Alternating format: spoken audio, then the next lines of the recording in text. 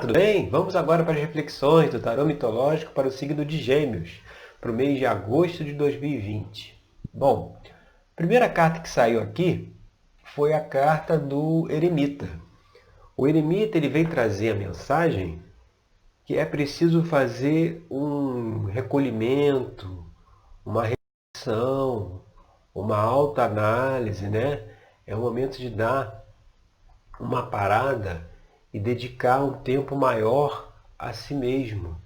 Aquele momento em que você fica, você com você, sabe?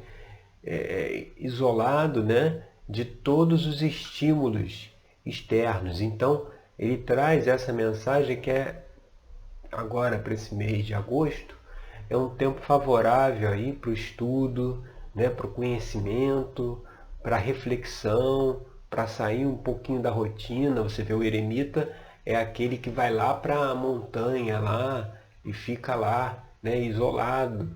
Então é preciso talvez aí dar uma parada, né, dar uma pausa e fazer uma reflexão. E aqui na posição 2, né, a carta que saiu aqui, você vê, é o Hierofonte, ou seja, reforçando essa ideia da reflexão. O Hierofonte é o tarô mitológico, ele é representado pelo centauro Quirón, que era quem instruía os jovens, né, os jovens heróis na Grécia, sobre os segredos do universo. Ou seja, essa reflexão, esse convite à reflexão trazido pela carta do Eremita, ele tem também uma relação em você se questionar,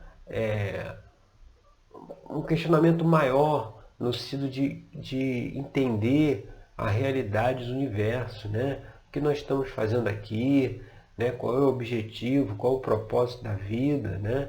Para onde vamos depois daqui, ter essa visão mais macro das coisas, fora dessa rotina aí diária, né? Você percebeu um significado maior. Então, é importante investir nesse momento, né, no conhecimento que explica realmente a realidade do universo, como o universo funciona, né, o porquê da vida, o porquê de estarmos aqui, porquê que cada um tem o seu caminho, cada um tem a sua vocação, as suas habilidades, o seu caminho a seguir, descobrir qual é esse caminho que seja o seu, né? Fazer esse estudo, porque é o que está aí trazendo agora para o mês de agosto. E quando a gente vai aqui para a carta na posição 3, que aí seria aqui o que está aparente na questão, você vê, aí vem a carta do diabo. A carta do diabo, representada pelo deus Pan, ela vem aqui nesse contexto trazer a mensagem de que essa reflexão, esse trabalho de autoconhecimento, tanto conhecimento de si como conhecimento do universo que nos rodeia, né? Essa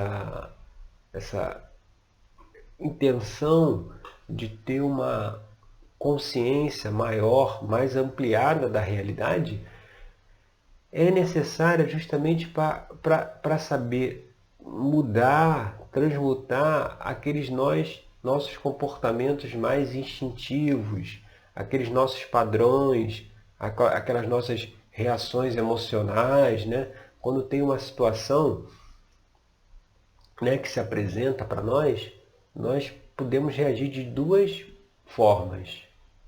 Ou aquela situação você encara ela como algo normal, né? Mesmo que seja um problema e você encara como algo que, né, que precisa ser resolvido, ou aquela situação te provoca uma reação emocional. Você já se irrita, já se chateia, já grita, já discute com uma outra pessoa. Ou seja, nesse ponto é preciso avaliar por que essa situação gerou essa resposta emocional. Muitas vezes nós não chegamos a esse ponto porque buscamos justificar o que aconteceu pela lógica. Por exemplo, se alguém faz uma coisa absurda, que a gente não concorde, né? Aí a gente tem esse surto, esse estresse. Quando você vai perguntar por que você teve essa atitude, por que você reagiu dessa forma que ele fez, aí se a gente vai pela lógica, vai dizer, não, mas olha, essa pessoa aí fez uma coisa absurda, assim, que não deveria fazer, uma coisa que eu já falei para não fazer, ela continua fazendo, né? Por isso que eu me irritei, eu me chateei porque ela fez uma coisa absurda, não tem lógica o que ela fez. Quando na realidade, depois desse profundo trabalho de autoconhecimento, de entendimento do funcionamento do universo que nos cerca, a gente chega à conclusão que, independente do que a outra pessoa faça, mesmo que seja algo ilógico, né, um absurdo, isso não tem o poder de nos atingir. Se nos atinge ao ponto de dar uma resposta emocional, né, provocar uma resposta emocional, é porque isso mexeu com algo dentro de nós. Por exemplo, se você tem uma pessoa, duas pessoas moram juntas, né, um casal, e aí um deles, né, como se invadisse o espaço do outro, né? O outro tem as suas coisas, né? E deixa lá arrumadinho, guardadinho no lugar, e a outra pessoa vai lá, pega as coisas dele, mexe, entendeu? Aí você vai dizer, poxa, vou me irritar porque pô, o cara veio aqui e mexeu nas minhas coisas. Mas na realidade, como é que você se sente ao mexer nessas suas coisas, né? Muitas vezes a pessoa vai dizer, não, eu me senti invadido, diminuído, ou como uma pessoa sem valor, porque, né, a pessoa não respeita nem o meu espaço. Então, nesse momento onde você percebe o que sentiu, ao fazer uma análise, uma reflexão, você descobre que talvez lá na infância esse era o mesmo tratamento que você recebia talvez dos pais, dos irmãos, das irmãs, né, que invadiam seu espaço e tal. E isso gerou aí uma questão, né, um trauma.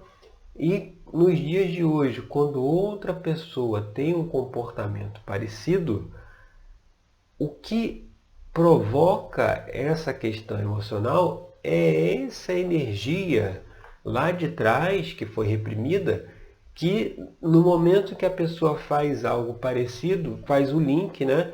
E aí a gente extravasa, a gente tem aquela reação de raiva, grito, né? Surto, porque é como se a gente estivesse vivendo novamente aquela questão do passado.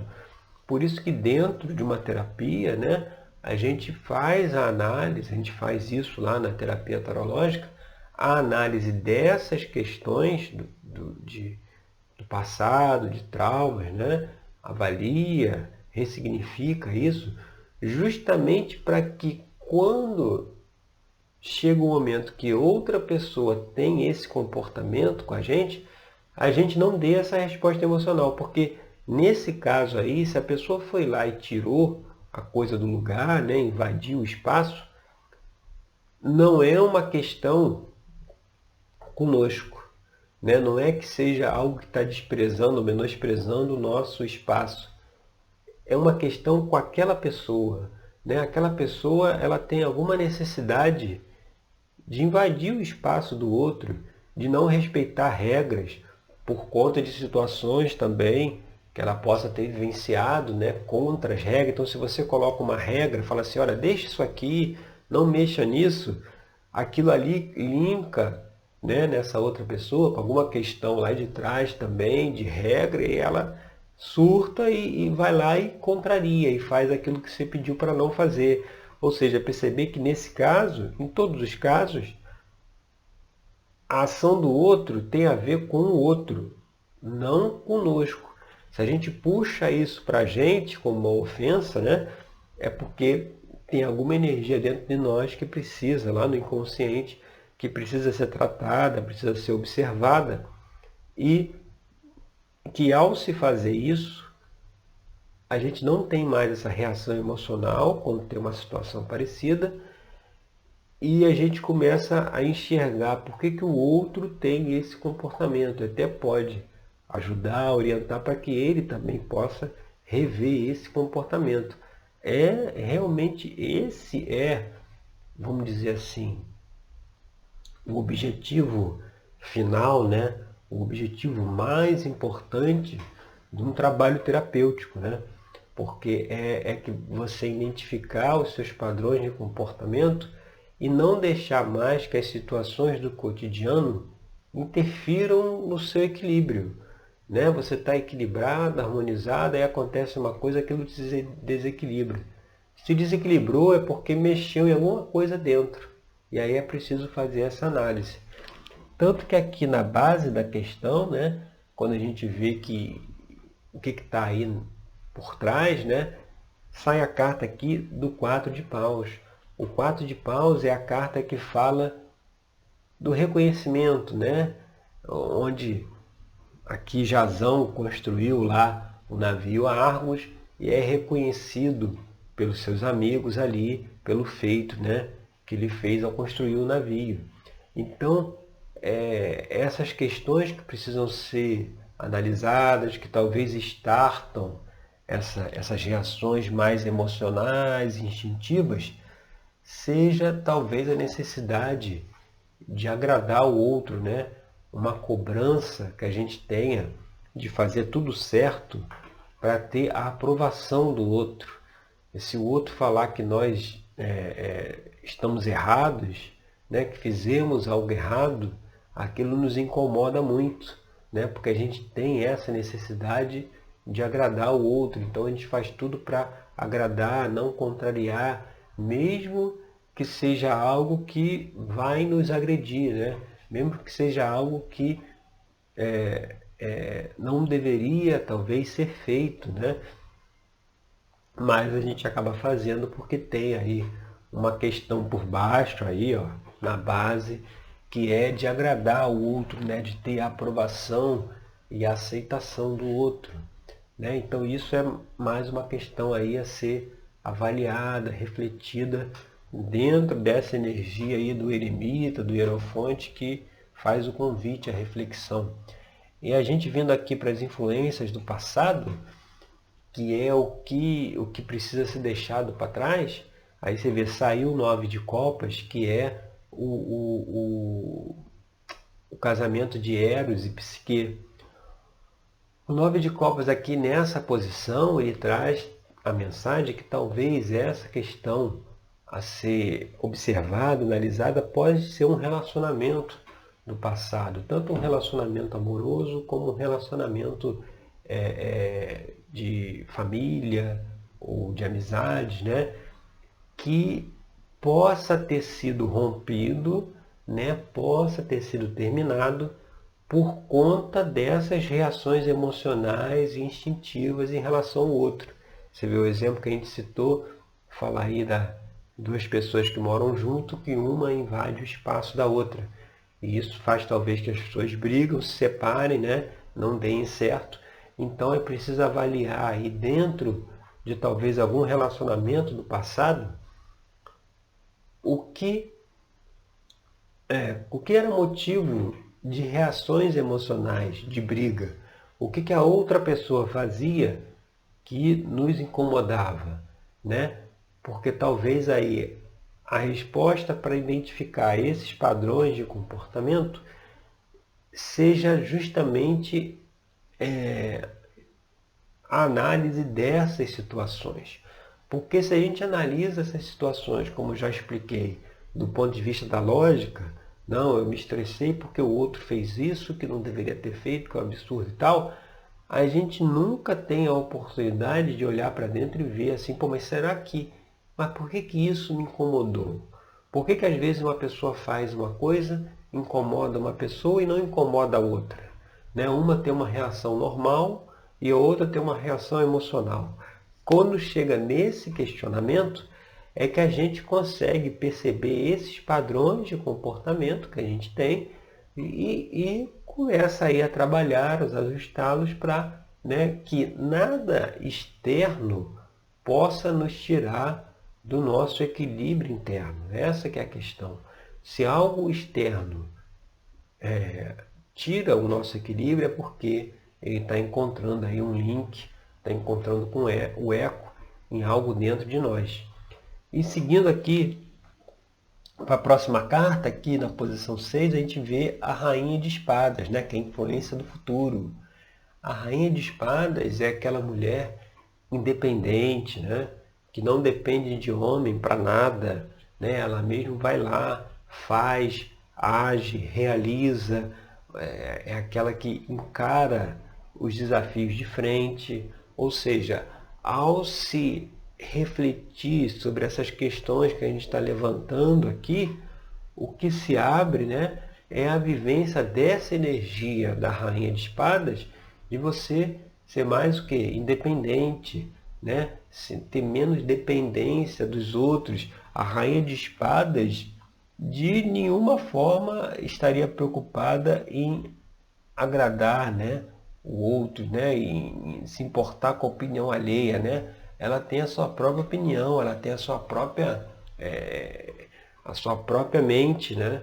Ela segue de acordo com os seus próprios princípios. Então, assim, essa energia de independência, de não depender do outro, ela está disponível aí como uma influência do futuro, se for feitas essas reflexões desses padrões de comportamento instintivos e a reflexão lá do eremita, do Hierofonte, sobre a realidade da vida, a realidade do universo, que estamos fazendo aqui, justamente para ter essa consciência mais ampla. E vindo aqui para a carta da posição 7, você vê, é a carta do Rei de Copas. O Rei de Copas, né, ele vem aqui com uma extensão futura aí da carta do eremita. Ele é aquele, representado aqui pela figura mitológica de Orfeu, ele é o curador. Ele é aquele que é o sacerdote, né, que ajuda, que orienta, é o terapeuta, né, é aquele que ajuda a pessoa a identificar os seus padrões de comportamento, identificar as suas questões, ou seja, mostrando que talvez essa vinda aí do eremita, do Hierofonte, leve essa reflexão, leve você a procurar, né, uma terapia, procurar um terapeuta para poder investigar esses padrões de comportamento, porque o eremita é representado pelo deus Cronos, que é o deus do tempo. É como se dissesse assim, olha, chegou o tempo, né, chegou a hora de avaliar esses padrões de comportamento, para que não tenha mais essas reações emocionais, né, às situações, né? Que hora a gente está bem, hora está mal, e quando está mal é porque teve alguma questão que nos incomodou, né, nos tirou do sério, né, nos tirou do nosso equilíbrio, e aí é preciso avaliar isso, é preciso, né, se dispor a querer identificar quais são esses padrões internos que a gente tem, né, e se abrir aí para fazer um trabalho terapêutico para poder ajudar a identificar esses padrões e resolvê-los, né? Porque a vida não é isso que se propaga, né? Que é uma luta, que é um sofrimento, que é um desafio, que você tem que matar um leão por dia, né? Ao se buscar e ao se entender como o universo funciona, você percebe que não tem muita lógica o Criador, né, o todo, nos colocarmos aqui para que enfrentemos batalhas, lutas, né, para que possamos depois, né, como é muito propagado aí por muitas religiões, alcançarmos o descanso eterno, ou seja, você luta bastante aqui embaixo para poder descansar lá em cima. Não teria muita lógica, né? Na verdade, a luta ela acontece por conta do ego. A luta ela acontece por conta dessas questões emocionais não resolvidas que vão se debatendo uma com as outras. A questão de um se debate com a questão do outro e aí tem esses embates Então é preciso fazer esse trabalho, essa disposição de fazer essa análise, essa reflexão, justamente para mudar esses padrões de comportamento. E aqui na carta número 8, né, que são é o ambiente externo, né? Você vê o ambiente que está aí rodeando, vem a carta da Lua, que é um ambiente de incerteza, de não saber para onde vai, né? Um ambiente de que está sem direção, está sem caminho, né? O que eu faria agora, né? Qual o próximo passo que eu tenho que dar, para onde eu devo ir, né? Isso, esse sentimento aí, ele está faltando por quê? Porque falta o conhecimento, né? Como a gente já explicou aqui, trazido aí pelo Lemito, Hierofonte, falta esse conhecimento para poder trazer um norte, trazer um guia. Por isso a importância de se fazer essa autorreflexão, essa autoanálise, né? Procurar uma forma de observar essas questões, de entender isso, justamente para clarear, justamente para que os caminhos fiquem mais. Você sabe para onde está indo, né? Fique mais claro, justamente, e é justamente engraçado falar o mais claro aqui, porque da Lua você vem para cá para o Sol, né? Que é a próxima carta, que o Sol é justamente o oposto, né? Ele traz o que? A clareza, ele traz o conhecimento aplicado na prática, né? Quando você vê aqui o Sol representado pelo deus Apolo, ele vem trazer essa mensagem de você colocar em prática aquele conhecimento intelectual que você tem. Então, se analisar todas essas questões, né, que a gente está trazendo aqui, sai aí desse sentimento aí de falta de direção, né, representado aqui nesse ponto pela Lua, e se vai aí para o Sol, né, para a clareza, que você identificou esses comportamentos, avaliou essa coisa da aprovação alheia, avaliou essa coisa das reações instintivas, avaliou o que possa, né, ter contribuído para que um relacionamento anterior não tenha dado certo, né, justamente para que possa identificar esses padrões. E fazendo isso, você vê a carta que conclui aqui, o Seis de Copas. O Seis de Copas, ele é a mensagem, ele traz a mensagem da serenidade. Ou seja, aqui Psique está sentada num rochedo olhando para o mar. É a serenidade do equilíbrio emocional, né? E você conseguir identificar os padrões de comportamento e conseguir identificar o porquê de agir de certa forma instintiva, reativa, e aí ao trabalhar isso, ao modificar isso, ao entender isso, que é o trabalho que a gente faz lá na terapia tarológica, né? Utilizando aí as cartas do tarô mitológico para trazer as questões que as pessoas precisam se conscientizar, precisam avaliar, precisam refletir, justamente para trazer a serenidade que demonstrada aqui na carta do Seis de Copas, que é você entender os padrões que te levaram até aqui e como você tem que fazer para seguir até adiante, né? Com clareza, sem, né, essa coisa aí perdida ainda da Lua, mas com clareza, né, com objetividade, tendo mais controle de si. Porque quando a gente tem mais controle de nós mesmos, já não tem mais essa coisa que os fatos externos tiram o nosso equilíbrio, tiram a nossa paz, né? Tiram a nossa paciência, né? Vamos dizer assim, porque essas questões já foram resolvidas. Isso aí é um trabalho, né, para uma vida inteira, né?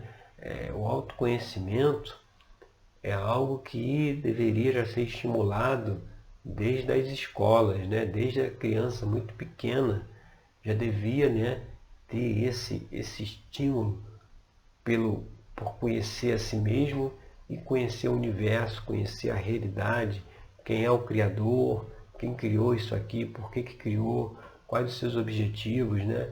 E que muitas vezes a resposta está muito longe ainda, né, de certos dogmas religiosos, né, que não se pode mexer, que não se pode questionar, e aí traz muita dificuldade porque a pessoa enxerga a realidade de uma forma embaçada, tá certo? Então essas reflexões agora para o mês de agosto, aí para o signo de Gêmeos.